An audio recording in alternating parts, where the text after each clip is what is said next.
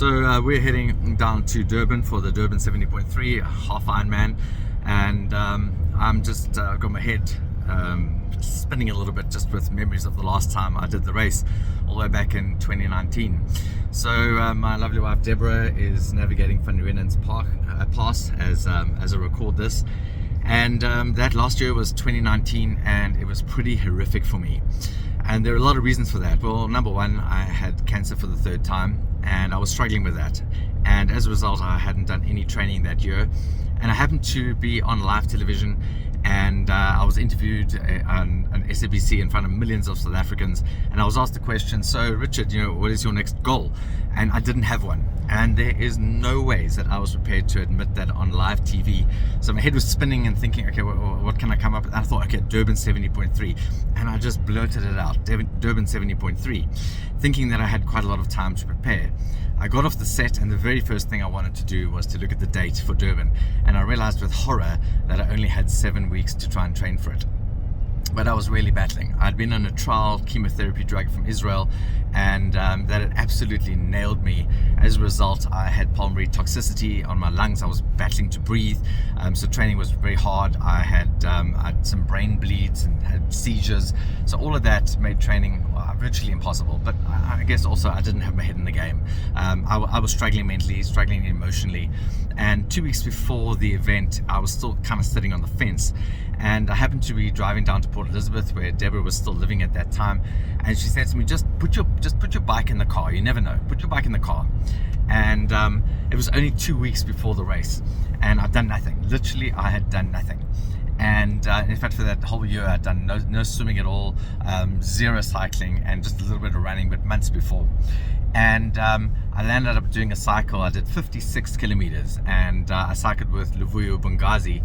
And Luv said to me during the cycle, he said, "Oh, listen, bro, you've got this. You're going to be fine. And besides, you don't have to run it. You can walk the thing. You'll be fine." And I thought, you know what? He's actually right. So, Livs, thanks to you, I got off the bike. I got hold of Deborah, and I said, "Debs, we're going down to Durban." So I went down to Durban, and I distinctly remember standing on the beach that year. There I am next to Shaka, and I'm on the beach, and all I can think about are all the reasons I shouldn't be there.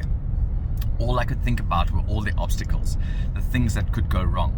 Worried about the fact that I was hideously undercooked. I'd done no training. I'd literally swum once. In fact, the Thursday before the race, I went to the gym and did 1,500 meters in the pool. That was my only swim, just to make sure that my arms were still working. I'd done 4 cycles, and my longest was the 56. And then my longest run was 6.8 kilometers, also on that Thursday. So really, I'd done nothing. And there I was, still with cancer. I was on chemo. I had these issues with my lungs, worried about the brain bleed. So all of these reasons why I really shouldn't be there. But for those of you who know my journey, know that Ironman played a massive part, a very important role in me trying to overcome the thoughts in my head and trying to be something other than a brain cancer victim. If I've got this goal, if I've got this thing that I'm aiming at that isn't cancer, then it's outside of cancer. We do hard things because it enables us to do harder things. So if I can do this thing, I can beat cancer again. If I can do this thing, I'm proving to my 2 little girls that their dad is going to be okay. So it's been big for me, and a real sense of belief and aiming at something that is not cancer. How do I change my thinking? And how do I act like somebody who doesn't have cancer? That was big for me. In fact, the biggest compliment you could give me is, "Hey Rich, you don't act like you've got cancer," and "Hey Rich, you don't look like you've got cancer." That was like, yes, I'm doing cancer right. And there were times that it was easier than others. So there I am, and we're down at the start line. I'm on the beach, and my head was just, what are you doing? Why are you here? All the reasons, all the obstacles. And then a really interesting thing happens, that when that gun goes off, when you start something, and you're focused on that finish line, you're focused on what you're doing, you're focused on the next thing that you have to do, all those obstacles disappear. And I'm sure you can relate. So just a little something from me. First thing I want to give you is that if you've got doubts about anything, if you're worried about obstacles, if you're concerned about how things might, what might transpire in the future, just start it. Just start it, because you're going to be so focused. You know where you want to go to, you know what you want to accomplish, and those obstacles disappear the minute you start, right? And I like to try and break the race down as the first boy and etc, etc. And I loved the swim that year. It was just, I've swum for years. I'm quite natural in the water, and I got a good feel of the water. And I remember thinking to myself, what an absolute privilege. What a privilege this is to be one of these people in the water, one of only around about 2,000 people who are actually doing this thing, who can do this thing, just to be able to still swim. It was warm, it was hot. I just looked at the people on the pier and thought, wow, I really am privileged. I enjoyed the swim, had a great swim. It felt like I was going to be out of the water within half an hour, under half an hour. But as I neared the beach, about 100 meters out, I felt myself being pulled back by the water, and I realized in an instant that this must be a wave, and I'm actually being pulled back by this wave. And my first thought was, but I didn't see any waves. Where did this come from? And I looked behind me as I was breathing, and as I looked behind me, I saw that this wall of water was literally pulling me back up, this big wave that came out of nowhere. And in that instant, I kicked as hard as I could, and I pushed my left arm forward to try and glide, and I thought maybe I could catch the wave, but that's not how this story turned out. The wave literally grabbed me by my arm and flipped me over, and as it did, I felt this excruciating pain in my shoulder. It was one of the most painful things I've ever felt, and now I'm thinking, what my shoulder, but next minute my face literally smacked into the sand as the wave pulled me up and smacked me down, and literally my face hit the sand, and this little gap under the piece of skin here snapped, and the blood in my lips was scraped open, and my nose bridge was cut open with my goggles. The cap was taken off my head, but my goggles remained. My timing chip was yanked off my ankle, and literally it felt like I was in the spin cycle of a washing machine as this wave was just tumbling me with this pain in my shoulder. And eventually I managed to find my feet on the sand, and now I'm worried about more waves coming back, but more than anything, what's happened to my shoulder, what's wrong? And I looked down, and my arm should have been at a natural angle, and it wasn't. My arm was kind of at a weird angle, and my shoulder was like my shoulder wasn't there anymore. And the pain, wow. And a couple of spectators that were on the beach realized I was in trouble, called the paramedics over, and the paramedics came to help me walk out of the water. They took me across to the paramedic vehicle on the beach. Doctor came to take a look at me, and the first thing he said was, your shoulder's dislocated. So immediately I'm thinking, okay, what now?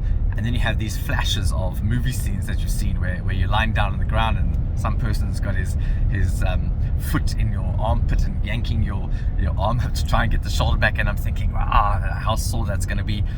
And I was there for a little bit, and then he called one of the race referees over, and she came across and she shoved her phone in my face, and she wanted to take a picture. And I'm like, what is this for? She said, no, we need to DNF you, which for those of you who don't know means did not finish. In other words, that's it, your race is done. And I was like, no, but surely not. And the doctor was like, your arm's dislocated. There's no ways that you're continuing. Your race is done. That's it. And I remember thinking, I didn't come this far just to come this far. This race means so much to me. It can't be over. This cannot be it. Because what does this say now? That if I can do this thing, I can beat brain cancer, but now I can't do this thing. I can't get to the finish line. It doesn't matter how I get to the finish line.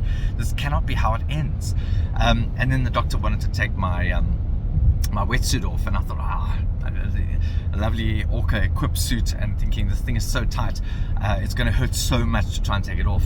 And we got my good arm out, and then the doctor and I started playing tug of war with my arm, because I couldn't pull the arm because it was useless, and I'm trying to pull it back by holding the wetsuit, holding the arm while he's trying to pull the wetsuit, but I'm holding the wetsuit while he's pulling it. And in this tug of war, the next minute my arm clicks back in, and it's back in the socket. And about another 20 minutes later, I'm sitting there, and I said to him, do you know what, I actually think I can finish this race, I can continue. And he said, you're mad, there's no ways. I said, no, I'm pretty sure I could do this thing.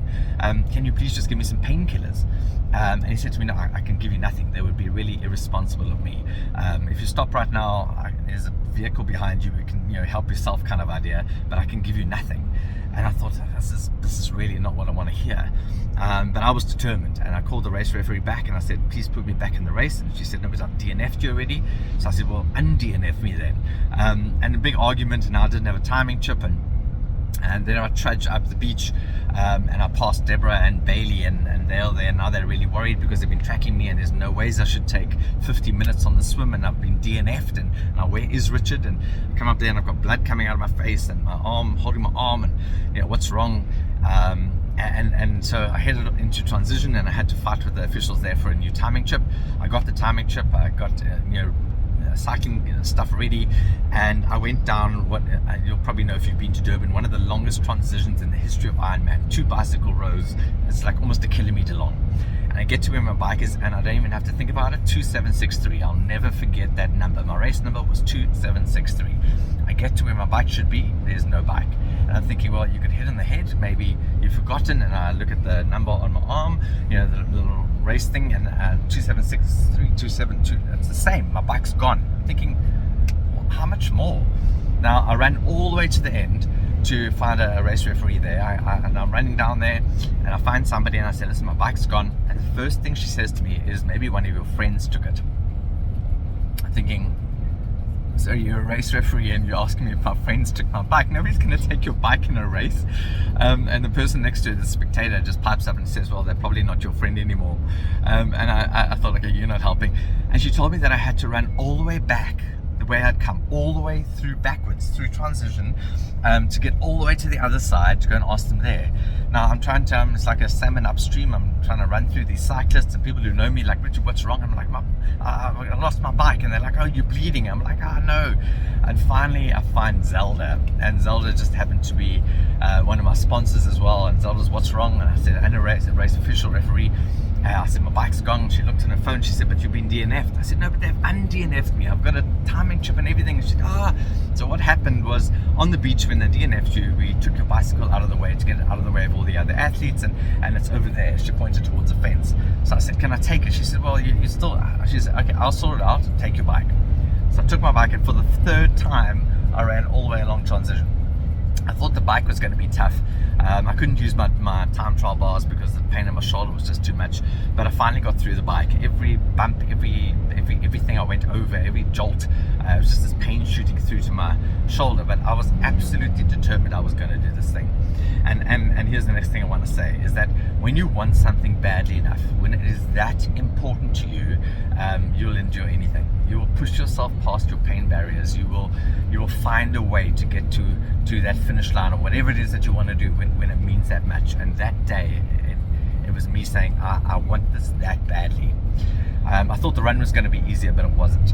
It didn't matter whether I ran, it didn't matter whether I walked, but every single time my left foot hit the pavement, this pain shot up into my shoulder. And so I would run until I couldn't handle the pain anymore. Then I would walk, and I'd hook my thumb over my race to the number belt just to try and relieve the pressure. And then I'd run some more, then walk and run and walk, and finally I made it to the finish line. The relief, wow. And off I went to the medical tent, and the doctor that came to see me was the same doctor from the beach. And he said, you're the guy from the beach, right? And I said, yes, I am. And he looked at my medal, and he said, surely that isn't yours? And I said, damn straight it's my medal. He said, I didn't even think you would make it to the bike, let alone finish. You must be a little bit crazy. So whatever it is, crazy, not crazy. But he said, we'd like to send you for an x-ray. We're pretty sure it's just dislocated, but just to make sure, I said, I'm traveling back to Johannesburg tomorrow. So he said, okay, no problem. When you get there, maybe just have an x-ray. And I got back to Joburg the next day, and I had this arm in a sling, and I thought, it's just a dislocation. Come on, Richard, there's nothing that you can do about it. Even if they go for x-rays, what are they going to do? It's just a dislocation. Just get over it. About 3 weeks later, this pain was still, it was hectic, and I couldn't sleep properly, and I was battling with my arm, and I thought, just go and have it seen by somebody. And so I made an appointment with Dr. Andrew Barrow at Sunninghill. He specializes in shoulders. And 2 days before the appointment, I cancelled, because I thought, come on, Richard, you're an Ironman athlete, you're an endurance athlete, you don't need to go and see somebody. So I cancelled, and about a week later, I was like, no, there's really a problem here. And I made another appointment. And I got there, he sent me for x-rays, and I had to wait around. And I'm waiting there, and I hear this laughter coming from his rooms. And they call me in, and he's sitting there with his colleague, and they're like sort of staring at the screen, just laughing. And he said to me, it looks like somebody, it's like a ping pong ball, that somebody's taken their thumb and shoved it into the ball. The top of your humerus looks like that. And he showed me the x-rays, and he said, it's not a dislocation, this is your shoulder is broken. And he's also an Ironman athlete, and he looked at me and he said, how on earth did you get to the finish line of a 70.3 with a broken shoulder? And I guess that accounted for the pain, but I mean, it was too late then. And I look back at that time now, and I was a swimming coach for many years. I've swum for years and years and years, and it really was a bit of a freak accident. I'd probably be one of the last people I would expect to be tumbled by a wave, but there it was, right?